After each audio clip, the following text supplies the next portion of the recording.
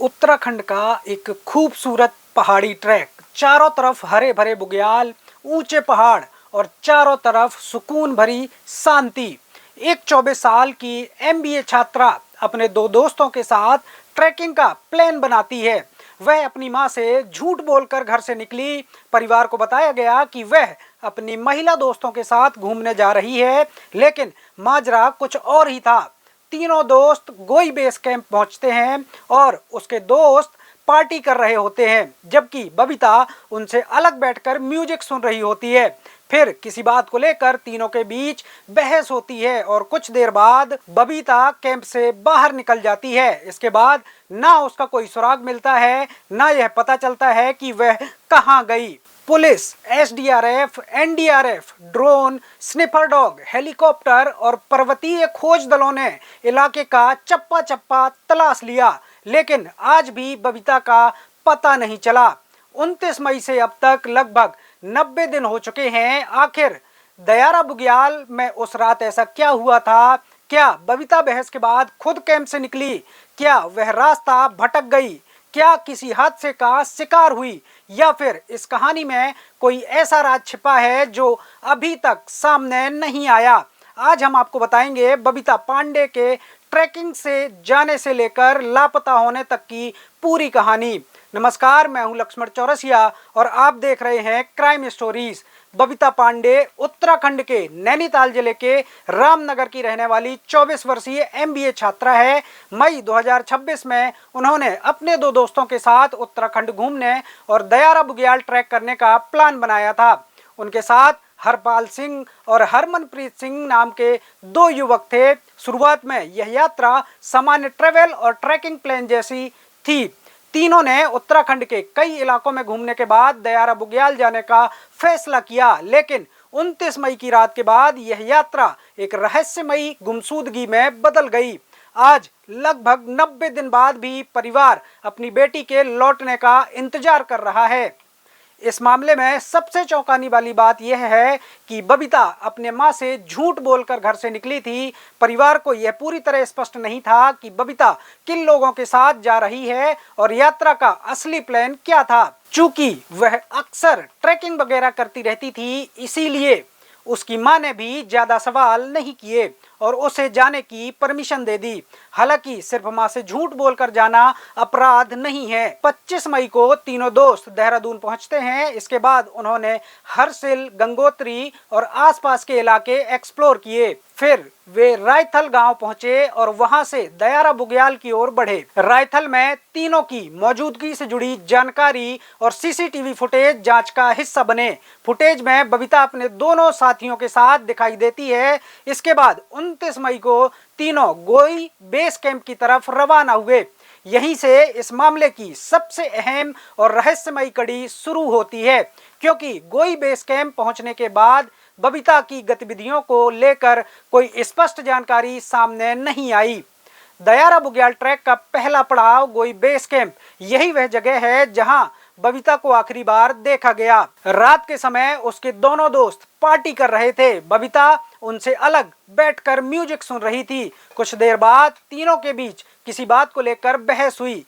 बहस के बाद माहौल बदल गया और फिर बबीता कैंप से बाहर निकल गई। इसके बाद वह वापस नहीं लौटी। उसका फोन भी बंद आने लगा और ऐसा कोई स्पष्ट वीडियो या प्रत्यक्ष सुराग नहीं मिला जिससे पता चल सके कि वह कहां गई। 29 मई की उस रात से लेकर आज तक उनकी तलाश जारी है।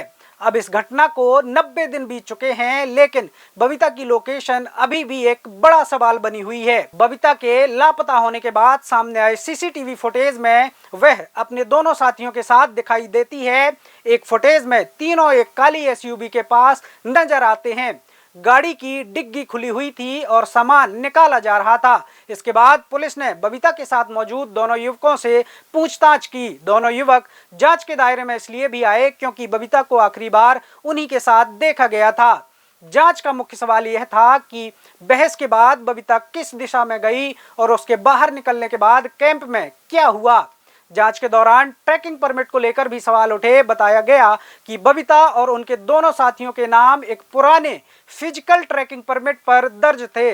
आशंका जताई गई कि इस परमिट का दोबारा इस्तेमाल किया गया हो सकता है। अगर ऐसा हुआ तो इसका मतलब होगा कि ट्रैकिंग क्षेत्र में रजिस्ट्रेशन, एनवायरमेंटल फीस और यात्रियों की ट्रैकिंग व्यवस्था को दरकिनार किया गया। यह मामला सिर्फ परमिट की अनियमितता तक सीमित नहीं है। इससे यह सवाल भी उठता है कि दयारा बुग्याल जैसे संवेदनशील इलाके में प्रवेश करने वाले लोगों का सही रिकॉर्ड रखा जा रहा था या नहीं। अगर यात्रियों की एंट्री और एग्जिट का पूरा हिसाब होता तो बबीता की तलाश में शुरुआती सुराग मिल सकते थे। बबीता की तलाश में किसी एक संभावना पर निर्भर नहीं रहा गया। गोई बेस कैंप के आसपास मौजूद पानी के स्रोतों और झीलों की भी जांच की गई।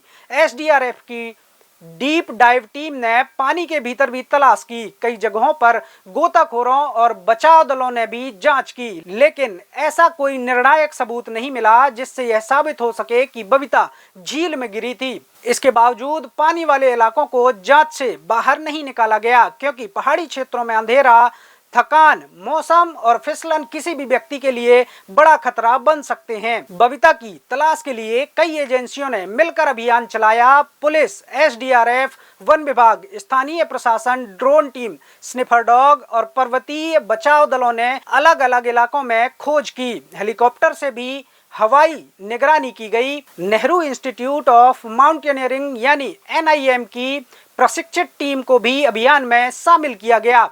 एक समय बड़ी संख्या में जवान और स्थानीय लोग खोज में जुड़े थे, लेकिन दयारा बुग्याल का इलाका बेहद कठिन है। यहाँ घने जंगल, गहरी ढलानें, अचानक बदलता मौसम, कोहरा और छोटी छोटी पगडंडियां हैं। अगर कोई व्यक्ति मुख्य रास्ते से कुछ दूर चला जाए तो उसे ढूंढना बेहद मुश्किल हो सकता है। बबीता के परिवार ने शुरुआत से ही अपहरण की संभावना को पूरी तरह खारिज नहीं किया।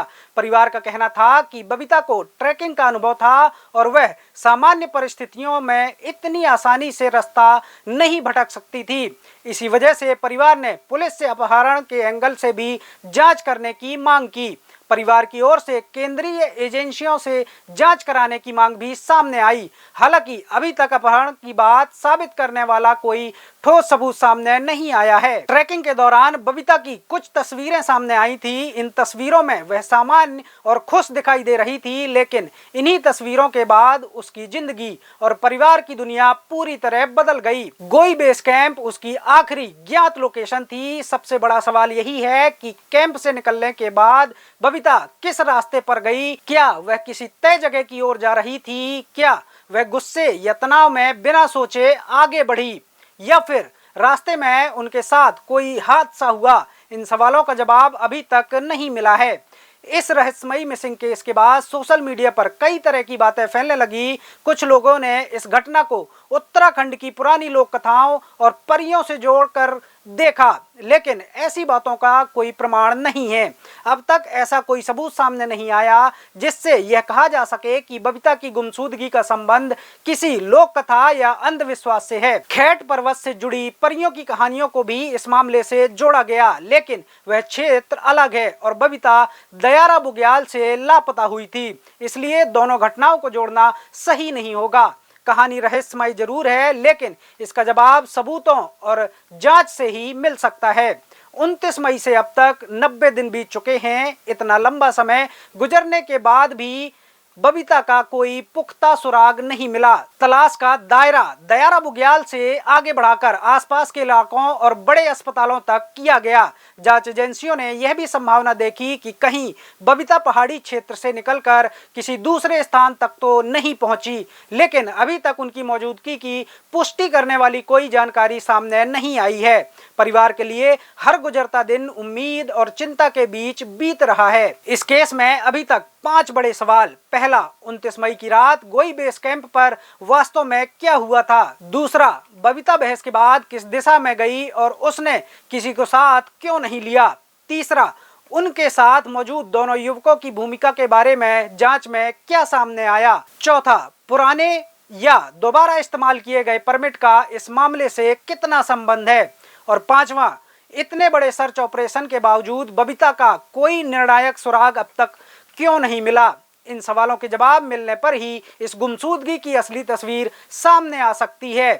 कभी कभी किसी कहानी का सबसे डरावना हिस्सा वह नहीं होता जो हमें पता चल चुका है, सबसे डरावना हिस्सा वह होता है जिसका जवाब आज भी नहीं मिला। बबीता पांडे 29 मई को दयारा बुग्याल की खूबसूरत वादियों में गई थी। उन्हें शायद अंदाजा भी नहीं था कि वही पहाड़ उनके परिवार के लिए इंतजार और चिंता की वजह बन जाएंगे।